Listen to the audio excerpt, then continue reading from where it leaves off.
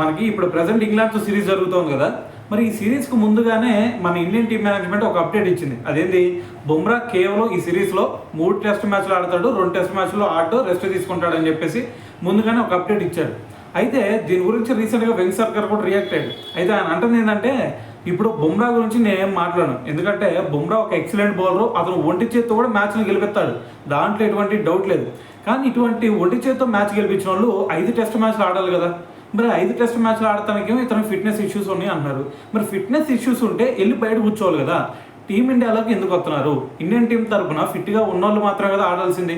మరి ఇటువైపు చూస్తేనేమో కొన్ని మ్యాచెస్ ఆడుతూ ఉన్నాడు, 3 టెస్ట్ మ్యాచెస్ ఆడుతాం అంటే నార్మల్ మ్యాటర్ కాదు, ఫిట్నెస్ మంచిగా ఉన్నట్టే. మరి ఫిట్నెస్ మంచిగా ఉన్నప్పుడు అన్ని మ్యాచ్లు ఆడుకోకుండా మరి స్వలాభాల కోసం ఎందుకు ట్రై చేస్తున్నారు ఎడా కొంతమంది అని చెప్పేసి బుమ్రా గురించి కొంచెం ఘాటుగానే స్పందించాడు అనమాట.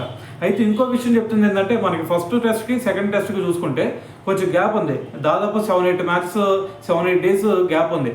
మరి ఆ 7-8 డేస్ రెస్ట్ దొరికినప్పుడు మరి ఆ రెస్ట్ని యూజ్ చేసుకొని మరి సెకండ్ మ్యాచ్లో ఆడాలి కదా. మరి ఇండియన్ టీం కంటే ఇంక ఏది ఎక్కువ మనకి?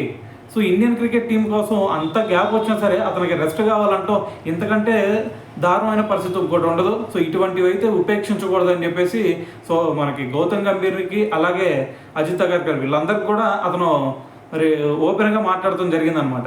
సో ఏదైనా సరే మరి వెంకట్ సర్కార్ చేసిన ఈ కామెంట్స్ని బట్టి మరి మీరేమనుకుంటున్నారు అనేది కూడా తెలియాలి కదా.